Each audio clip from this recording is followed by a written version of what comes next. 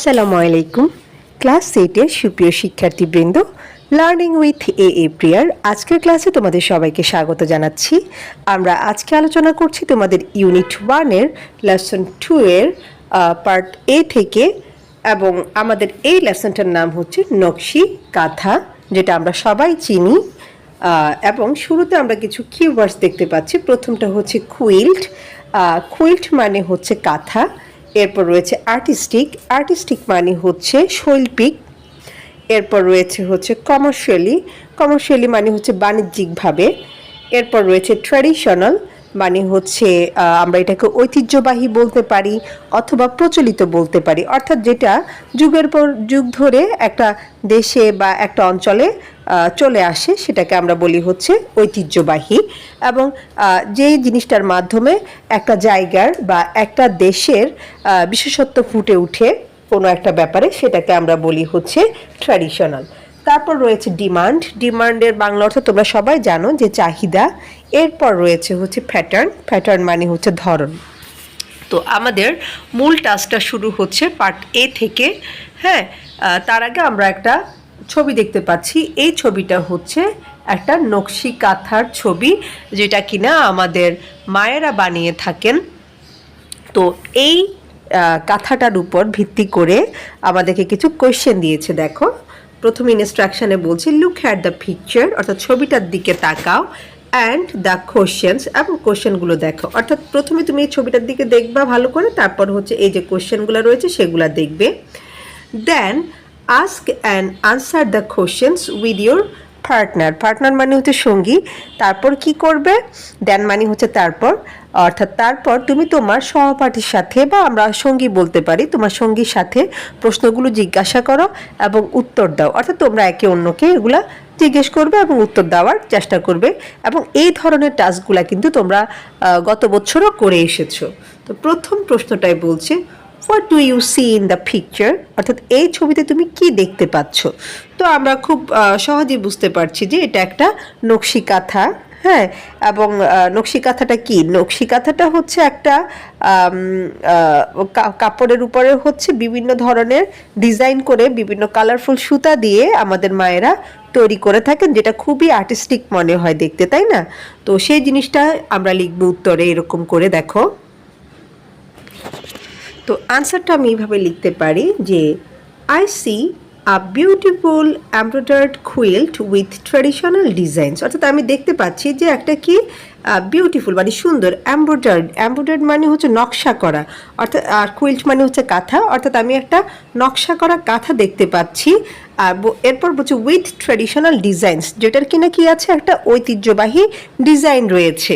তো এই যে নকশি কাঁথাটা, এটা কিন্তু বাংলাদেশের একটা ঐতিহ্যবাহী জিনিস, যেটার মধ্য দিয়ে মানে আমাদের বাংলাদেশের একটা সংস্কৃতি আমাদের মায়েরা, আমাদের বোনেরা ফুটিয়ে তোলার চেষ্টা করে থাকেন।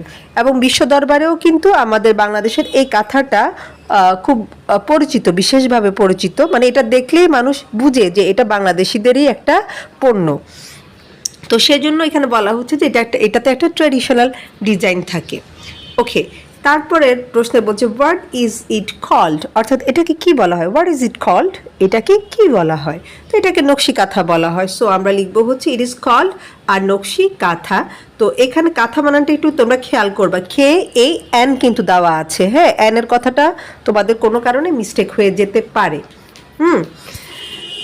এরপর 3 নম্বর প্রশ্নে বলছে have you seen it before, অর্থাৎ তুমি কি এটা আগে কখনো দেখেছো? তারপরে প্রশ্নে বলছে ওয়্যার, মানে কোথায় দেখেছো।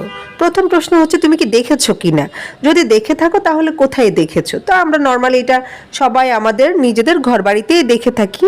হ্যাঁ, তো সেজন্য আমরা এরকম লিখতে পারি যে yes I have seen it before in villages and in my home, অর্থাৎ হ্যাঁ আমি এটা আগে দেখেছি, গ্রামে দেখেছি, গ্রামগুলাতে, এবং আমার নিজের বাড়িতেও দেখেছি। কেমন, এরকম করে আমরা বলতে পারি। এরপর এখানে আমি দুটো অপশনই দিয়েছি, ভিলেজের কথাও লিখেছি, আবার তোমার নিজের বাড়ির কথাও লিখেছি। তোমরা চাইলে এখানে যে কোনো একটা অপশনও লিখতে পারো যে yes I have seen it before in my home. হ্যাঁ, এটা বললেও হবে, তাতে কোনো সমস্যা নেই। তারপর 4 নম্বরে দেখো, 4 নম্বরে বলছে যে what do we do with it, আমরা এটা দিয়ে কি করি? তো আমরা সাধারণত কি করি, এটা আমরা কাঁথা হিসাবে ব্যবহার করি, তাই না? অনেক সময় হচ্ছে বেডের কভার হিসাবে আমরা ব্যবহার করি, হ্যাঁ। তারপরে হচ্ছে টেবিল ক্লথ হিসাবেও অনেকে আমরা ব্যবহার করি, অর্থাৎ কাঁথা হিসাবে, বেডের কভার হিসাবে, টেবিল ক্লথ হিসাবে নানানভাবে কিন্তু আমরা এটা ব্যবহার করি। এবং অনেকে মানে আধুনিক যুগে যারা আছে শহরবাসী, তারা অনেকে করে কি, নকশি কাঁথাকে দেওয়ালে একটা ইয়ের মতো করে, মানে আর্ট পিসের মতো করে লাগিয়ে রাখে আর কি, হ্যাঁ, ঝুলায় রাখে। এটা দেখতে খুব সুন্দর দেখায়। ইভেন তোমরা যদি বড় বড় কোনো শপিং মলে যাও তাহলেও কিন্তু এটা দেখতে পাবা, মানে যে ধরনের সবগুলো হচ্ছে আমাদের দেশীয় পণ্য নিয়ে কাজ করে, তারা এইভাবে কিন্তু দেয়ালে ঝুলিয়ে রাখে, হ্যাঁ, আর্ট পিসের মতো করে। তো সো আমরা আনসারটা অনেকভাবে দিতে পারি। আমি এখানে লিখেছি হচ্ছে we use it as a quilt, bedspread আর ডেকোরেটিভ আইটেম, হ্যাঁ, যেটাকে আমরা কাঁথা হিসাবে, তারপর বিছানার চাদর হিসাবে, এরপরে হচ্ছে অথবা কি করি, যে সাজানো পণ্য হিসাবেও আমরা এটাকে ব্যবহার করে থাকি। আমি এখানে বেড স্প্রেড লিখেছি, এটার অন্য একটা নামও হয় যেটা আমরা কমনলি সবাই ইউজ করি, সেটা হচ্ছে বেড কভার, হ্যাঁ। বেড কভারটা হচ্ছে খুবই প্রচলিত। তো তুমি যদি বেড স্প্রেড লিখো তাহলে একটু বেশি সুন্দর দেখায় আর কি। এই হচ্ছে আমাদের 4টা প্রশ্নের উত্তরটা তোমাদের ভালো লেগেছে কিনা, বা এই সম্পর্কিত তোমাদের যদি ব্যক্তিগত কোনো মতামত থেকে থাকে সেটা অবশ্যই কমেন্ট বক্সে জানাবা। আর আমরা জানি যে নকশি কাঁথা হচ্ছে আমাদের ঐতিহ্যবাহী একটা পণ্য, যেটা আমাদের সবার ঘরে ঘরেই থাকে। তারপরও বাংলাদেশের কিছু অঞ্চল এই নকশি কাঁথা তৈরির জন্য খুবই পরিচিত। তো তোমাদের নিজেদের এলাকায় বা নিজেদের জেলায় যদি নকশি কাঁথা বাণিজ্যিকভাবে উৎপাদন করা হয়ে থাকে সেটা অবশ্যই কমেন্টে জানাবা, তাহলে আমরা সবাই একে অন্যের ব্যাপার সম্পর্কে জানতে পারবো। তো পরবর্তী ভিডিওতে আমি পার্ট বি থেকে আলোচনা করব। সে পর্যন্ত সবাই ভালো থাকো, সুস্থ থাকো, আর লার্নিং উইথ এ প্রিয়ার সাথেই থাকো। আল্লাহ হাফেজ।